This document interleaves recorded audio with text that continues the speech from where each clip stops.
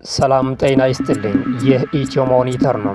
የኢትዮ ሞኒተር መረጃዎች እንዲደርሳችሁ ቻናላችንን ላይክ፣ ሼር እና ሳብስክራይብ እያደረጋችሁን እንድትከታተሉን በመጋበዝ የዕለቱ ዜናዎች ዋና ዋናዎች በማስቀደም እናቀርባለን።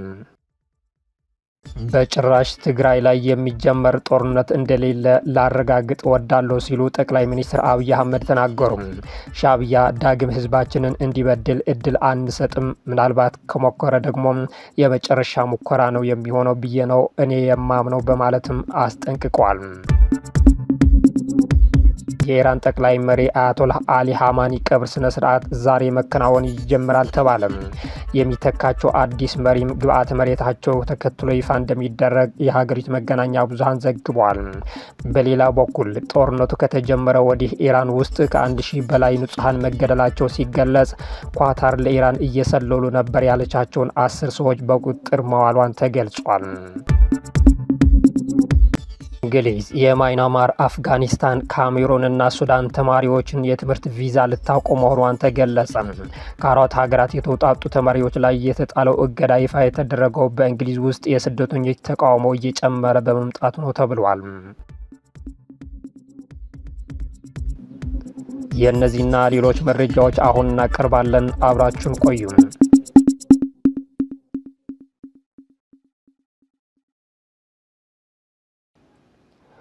በጭራሽ ትግራይ ላይ የሚጀመር ጦርነት እንደሌለ ላረጋግጥ ወዳለሁ ሲሉ ጠቅላይ ሚኒስትር አብይ አህመድ ተናገሩ። ሻዕቢያ ዳግም ህዝባችንን እንዲበድል እድል አንሰጥም፣ ምናልባት ከሞከረ ደግሞ የመጨረሻ ሙከራ ነው የሚሆነው ብዬ ነው እኔ የማምነው በማለትም አስጠንቅቋል። ጠቅላይ ሚኒስትር አብይ አህመድ ከኢትዮጵያ ዜና አገልግሎት ጋር በትግርኛ ቋንቋ ባደረጉት ቃለ ምልልስ ከፕሪቶሪያው አፈጻጸም እስከ ህወሓትና ሻዕቢያ ያሉ ጉዳዮችን ያነሱ ሲሆኑ የፌዴራል መንግስት ትግራይን ለመውረር ሰራዊት እያንቀሳቀሰ ነው ለሚለው ጥያቄ ሲመልሱ በጭራሽ ትግራይ ላይ የሚጀመር ጦርነት እንደሌለ ላረጋግጥና ለመግለጽ እወዳለሁ ሲሉ አስታውቋል። ነገር ግን ህወሓት ከቃላት ፕሮፓጋንዳ አልፎ ወደ ትንኮሳ ከገባ ከም ቀደም ይመስለክን ውሕጅ ይወስደክን ማለትም እንደ በፊቱ እንዳይመስልሽ ጎርፍ እንዳይወስድሽ የሚል የትግርኛ ተረት ተጠቅመዋል። አብይ በማብራሪያቸው ህወሓትን ከ50 ዓመት በፊት በነበረ እሳቤ ቁሞ የቀረ ቡድን ነው በማለት የተቹት ሲሆንም ከ2 ዓመት በላይ የተካሄደውን ጦርነት የተቋጨው የፕሪቶሪያው ስምምነት እንዳይፈጸም ምክንያት የሆነውም ህወሓት ነው ሲል ከሷል። ስምምነቱን ራሱን ከህግ አፈንግጦ ለዳግም ጦርነት እንደ ምክንያት እያቀረበው ነው በማለትም ህወሓት ማዕድን እየሸጠ የጦር መሳሪያ እየገዛ ነው ሲል ከሷል። የፌዴራል መንግስት የልማት በጀት እየላከ ቢሆንም ህወሓት ግን በጀቱ ለታጣቂዎች ቀለብ እያዋለው ነው ሲሉም ጠቅላይ ሚኒስትሩ ተናግሯል። አብይ በትላንቱ ገለጻቸው ስለ ኤርትራ መንግስትም ተናግሯል። በትግራይ ጦርነት ወቅት የሻዕቢያ ሰራዊት ወደ ክልሉ ገብቶ ብዙ ውድመትና ጉዳት ማድረሱን አስታውሷል። ከዚህ ኃይል ምንም ጥሩ ነገር ማግኘት የማይታሰብ ነው ያሉት አብይም ሻዕቢያ ዳግም ህዝባችንን እንዲበድል እድል አንሰጥም፣ ምናልባት ከሞከረ ደግሞ የመጨረሻ ሙከራው ነው የሚሆነው ብዬ ነው እኔ የማምነው ብለዋል። የሻዕቢያ ቡድን ከህወሓት በባሰ ልማት፣ የስልጣን ሽግግርና ልጆቹና የልጅ ልጆቹ አያምንም ያሉት ጠቅላይ ሚኒስትሩ በዚህም የኤርትራ ህዝብ ታታሪና የስራ ሰው ቢሆንም ሀገሩን ጥሎ ወደ ኢትዮጵያ፣ ሱዳንና ኡጋንዳ እየተሰደደ ነው ብለዋል።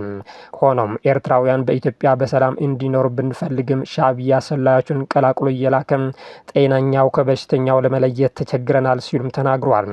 ሻዕቢያ አሁንም አለሁ ለማለት ብቅ እያለ ይገኛል ያሉ ሲሆን ለሻዕቢያ እንዲሁም ለኤርትራ ሰራዊት የማስተላልፈው መልእክት ቀን ጠብጠብ ትብል ዳዋ ተምጾለዋ የሚል የትግርኛ ተረት ተጠቅመዋል። የሚቀሰሩ እጆች ይቆረጣሉ እንደማለት ነው። ኢትዮጵያና ኬንያ የድንበር ኮሪዶርን ለማስጠበቅ የጋራ ወታደራዊ ዘመቻ ለመጀመር መስማማታቸው ተሰማ። ኢትዮጵያና ኬንያ በሞያሌ ማርሳቢት ቱርካና ኮሪደር ላይ የጸጥታ ቅንጅትን ለማጠናከር መስማማታቸው የተገለጸ ሲሆን ድንበር ተሻጋሪ ስጋቶችን ለመፍታትና ሁለቱን ሀገራት የሚያገናኙ ቁልፍ መሰረተ ልማቶችን ለመጠበቅ የጋራ ወታደራዊ ስራዎች እንደሚሰሩ ተገልጿል። ስምምነቱ በሁለቱ ጎረቤቶች መካከል ያለውን የመከላከያ ትብብር ስምምነት ተግባራዊ ለማድረግ የታደ የታደሱ ጥረቶች አካል ነው ተብሏል። በስምምነቱ መሰረት የኢትዮጵያ ብሔራዊ የመከላከያ ኃይልና የኬንያ የመከላከያ ኃይል ተጋላጭ የሆኑ የድንበር አካባቢዎችና ስትራቴጂካዊ ሀብቶችን ኢላማ በማድረግ ደረጃ በደረጃና በተቀናጀ መልኩ ስራዎችን እንደሚያከናውን ይጠበቃል። ይህ በጋራ ስራዎችና በመሰረተ ልማት ጥበቃ ላይ የተደረገው አዲስ ትኩረት በኢትዮጵያ የመከላከያ ሚኒስትር ኢንጂነር አይሻ መሐመድ ሙሳና የኬንያው የመከላከያ ካቢኔ ጸሐፊ ሳይፖንቲያ መካከል ከፍተኛ ደረጃ ያለው የሁለትዮሽ ውይይት ተከትሎ ነው። ስብሰባው የተካሄደው በአዲስ አበባ ታሪካዊ የአድዋ ጦርነት 130ኛው ዓመት መታሰቢያ መሆኑን ተገልጿል። ሁለቱም አመራሮች የላፕሴት ኮሪደርን ጨምሮ የስትራቴጂካዊ መሰረተ ልማት ፕሮጀክቶችን ጥበቃ ለማሳደግ ሊወሰዱ ስለሚገባ እርምጃዎች የተወያዩ ሲሆን ይህም የላሙ ወደብ፣ ደቡብ ሱዳን ኢትዮጵያ የትራንስፖርት ኮሪደርን ጨምሮ በአፍሪካ ቀንድ ለንግድ፣ ለኢነርጂ፣ ትራንስፖርትና ለግንኙነት ማዕከላዊ ወሳኝ ክልላዊ ውህደት ተነሳሽነት እንደሆነም ተገልጿል። ሀገራቱ የመጀመሪያውን የጋራ መከላከያ ኮሚቴ ውጤት ለማፋጠን ደረጃ በደረጃና ተግባራዊ ማዕቀፍ ለማጽደቅ እንደተስማሙ የተገለጸ ሲሆን ባለስልጣናቱ ትኩረቱ ተግባራዊ በሚደረግ የጸጥታ ትብብር ላይ እንደሚሆን አመልክቷል። በሞያሌ ማርሰቢት ቱርካና ኮሪደር ላይ ያለውን ደህንነት፣ ድንበር ተሻጋሪ የወንጀል መረቦች፣ በሀብት ላይ የተመሰረቱ ግጭቶችና የታጠቁ ቡድኖች እንቅስቃሴ ምክንያት የጋራ ስጋት እንደሆኑም ተለይቷል። እንግሊዝ የማይናማር፣ አፍጋኒስታን፣ ካሜሩንና ሱዳን ተማሪዎች የትምህርት ቪዛ ልታቆም መሆኑም ተገለጸ። ከአራቱ ሀገራት የተወጣጡ ተማሪዎች ላይ የተጣለው እገዳ ይፋ የተደረገው በእንግሊዝ ውስጥ የስደተኞች ተቃውሞ እየጨመረ በመምጣቱ ነው ተብሏል። ዩናይትድ ኪንግደም ከአፍጋኒስታን፣ ካሜሩን፣ ማይናማር እና ሱዳን ለሚመጡ ተማሪዎች የጥናት ቪዛና ለአፍጋኒስታን ዜጎች የስራ ቪዛ እንደምታቆም በይፋ ገልጻለች። የዩናይትድ ኪንግደም የሀገር ውስጥ ጉዳዮች ሚኒስቴር ትናንት ባወጣው መግለጫ በአራት ሀገራት ዜጎች ላይ ለመጀመሪያ ጊዜ በቪዛ ላይ ድንገተኛ ብሬክ ተጥሏል ብሏል። ይህም በትምህርት ቪዛ ላይ ያሉ ተማሪዎች የጥገኝነት ጥያቄዎችን ማቅረባቸው ተከትሎ ነው። የሀገር ውስጥ ጉዳይ ሚኒስቴር ከአፍጋኒስታን፣ ካሜሩን፣ ማይናማርና ሱዳን የተውጣጡ ተማሪዎችን የጥገኝነት ማመልከቻ ቁጥር በ2021 እና 2025 መካከል ከ470 በመቶ በላይ እንደጨመረ ተናግረዋል። ብሪታንያ ሁልጊዜ ጦርነትና ስደትን ለሚሸሹ ሰዎች መጠለያ ትሰጣለች፣ ነገር ግን የቪዛ ስርዓታችን በደል መፈጸም የለበትም ሲሉም የሀገር ውስጥ ጉዳይ ሚኒስትር ሻባና መሐመድ ተናግረዋል። ለዚህም ነው ልግሳችንን ለመበዝበዝ ለሚፈልጉ ዜጎች ቪዛን ለመከልከል ታይቶ የማይታወቅ ውሳኔ የምንወስነው በማለትም ተናግረዋል። የኢራን ጠቅላይ መሪ አያቶላህ አሊ ሀማኒ ቀብር ስነ ስርዓት ዛሬ መከናወን ይጀምራል ተባለ።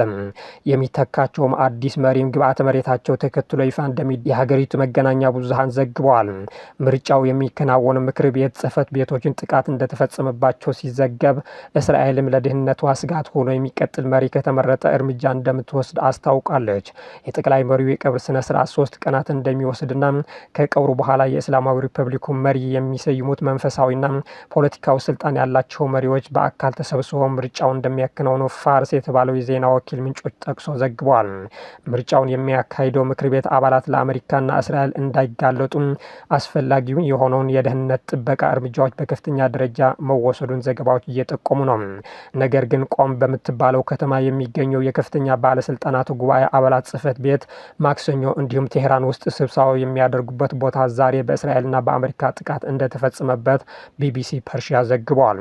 የአያቶላህ ሀማኒ ቀብር በትክክል የት እንደሚካሄድ እስካሁን ያልተገለጸ ሲሆን የኢራን መገናኛ ብዙሃን ግን ማሻድ በምትባለው ከተማ ውስጥ በሚገኘው 8ኛው የሺአ ኢማም የእምነት ስፍራ ሊሆን እንደሚችል እየዘገቡ ነው። የኢራን እስላማዊ ሪፐብሊክ 3ኛው ጠቅላይ መሪ ማን እንደሚሆን እየተጠበቀ ባለበት በአሁኑ ወቅት ኒውዮርክ ታይምስ የኢራን ባለስልጣናትን ጠቅሶ የሟቹ መሪ ልጅ ሙጃታባ ሀማኒ አዲሱ መሪ እንዲሆን ከስምምነት ላይ መደረሱና ይፋ እንደሚደረግ እየዘገበ ነው። ፋሪስ ዜና ወኪል ከሀማኒ ቀብር በኋላ የመሪው ማንነት ይፋ እንደሚደረግና የሹመት ስነ ስርዓቱን በሚቀጥለው ሳምንት እንደሚከናወን ተገልጿል። ይህ በእንዲህ እንዳለ የእስራኤል መከላከያ ሚኒስትር እስራኤል ካትዝ ለሀገራቸው ጠላት የሆነው የየትኛውም ተተኪ ቢመጣ ኢላማዎች እንደሚሆን ተናግረዋል። እስራኤል የማጥፋት እቅድን የሚቀጥል አሜሪካን ላይ የሚይዝት የኢራንን ሕዝብ የሚጨቁን የትኛውም ተተኪ በማያጠራጥር ሁኔታ ለመደምሰስ ኢላማችን ይሆናል ብሏል የመከላከያ ሚኒስትሩ። አሜሪካና እስራኤል የካቲት 21 ቀን 2018 ዓ.ም በኢራን ላይ በከፈቱት ጥቃት የሀገሪቱን ጠቅላይ መሪ ጨምሮ በርካታ ፖለቲካዊና ወታደራዊ ባለስልጣናት ተገድለዋል።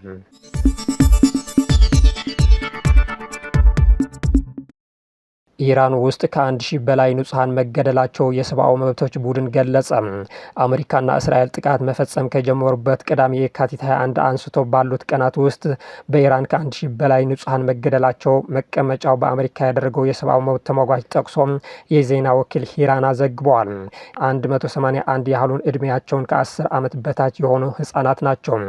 ጉዳት የደረሰባቸው ሰዎች ደግሞ 5400 መሆናቸውን የገለጸው የሰብአዊ መብት ተሟጋች ቡድኑ ከነዚህ ውስጥ 100 ያህሉ ህጻናት መሆናቸው አክሏል። ባለፉት 24 ሰዓታት ብቻ ኢራን ውስጥ ቢያንስ 104 ጥቃቶችን መፈጸማቸውን ቡድኑ ገልጾም እነዚህ ጥቃቶች ወታደራዊ ካምፖችን፣ የህክምና ማዕከላትና የመኖሪያ አካባቢዎችን መጥቷል ብሏል። ሌሎች በመቶዎች የሚቆጠሩ ሰዎች ስለመመታታቸው የደረሱ መረጃዎች እየተመረመሩ እንደሆነም ተገልጿል። ይህ በእንዲህ እንዳለ እስራኤልና አሜሪካ ጥቃት በከፈቱበት ቅዳሜ ዕለት በሴቶች ትምህርት ቤቶች ላይ በደረሰው የአየር ጥቃት የሞቱ ሰዎችን የቀብር ስነ ስርዓት የሚያሳዩ ምስሎች ወጥቷል። ሚና በተባለ የኢራን ከተማ በሚገኝ የሴቶች ትምህርት ቤት ላይ በተፈጸመው የአየር ጥቃት ከ160 በላይ ሰዎች መገደላቸውን ባለስልጣናት ገልጿል። ትምህርት ቤቱ ከኢራን እስላማዊ አብዮታዊ ዘብ ካምፕ አቅራቢያ እንደሚገኝም ተነግረዋል። የአሜሪካ ጦር ክስተቱን በተመለከተ ስለሚወጡ መረጃዎችን እያጠራ መሆኑ ገልጾም የእስራኤል ጦር በበኩሉ በአካባቢው ላይ ስለተካሄደው ማንኛውም ዘመቻ እንደማያውቅ ተናግሯል። በሌላ ዜና ኳታር ለኢራን እየሰለሉ ነበር ያለቻቸው 10 ሰዎች በቁጥጥር ስር አዋለች። የኳታር የጸጥታ ኃይሎች ለኢራን እስላማዊ አብዮታዊ ዘብ ሲሰልሉ የነበሩ 2 የስለላ ህዋሶችን ረቡዕ ዕለት በቁጥጥር ስር መዋሏን የሀገሪቱ የመንግስት ዜና ወኪል ዘግበዋል። ከተጠርጣሪዎች መካከል 7ቱ የሀገሪቱን ወሳኝና ወታደራዊ መሰረተ ልማቶችን የተመለከተ መረጃ የመሰባሰብ የስለላ ተልዕኮ ተሰጥቷቸው እንደነበረ ዘገባው አመልክቷል። በስለላ የተጠረጠሩ ቀሪዎች 3 ሰዎች ደግሞ የድሮን አጠቃቀም ስልጠና የወሰዱ እንደሆኑ ተገልጿል። የዜና ወኪሉ ተጠርጣሪዎች በተደረገባቸው ምርመራ ከኢራን አብዮታዊ ዘብ ጋር ግንኙነት እንዳላቸው አምኗል። የስለላና የማዳከም ተልዕኮ ተሰጥቷቸው እንደነበረም ተናግሯል በማለት ዘግቧል። በአሜሪካና ኢራን ጥቃት የተከፈተባት ኢራን በሰጠችው የአጸፋ ምላሽ ኢላማ ካደረገቻቸው የቀጠናው ሀገራት አንዷ ኳታር ነች። ኢራን በፈጸመችው ጥቃት የኳታር ዋነኛ የጋዝ ማምረቻ ተቋም ጉዳት እንደደረሰበት የሀገሪቱ መከላከያ ሚኒስትር አስታውቋል። 2 የኢራን ተዋጊ አውሮፕላኖች 7 ሚሳኤሎችና 5 ድሮኖችን መጥቶ እንደጣለ ሚኒስቴር መስሪያ ቤቱ ገልጿል። የኳታር የውጭ ጉዳይ ሚኒስትር ቃል አቀባይ ትናንት በሰጡት መግለጫ ሁሉም ቀይ መስመሮች ታልፏል ብሎ ነበር። ጦርነቱ በተጀመረበት ቅዳሜ ዕለት ብቻ ኢራን 65 ሚሳኤሎችና 12 ድሮኖች ወደ ኳታር ማስወንጨፏ የሀገሪቱ ባለስልጣናት አስታውቆ ነበር።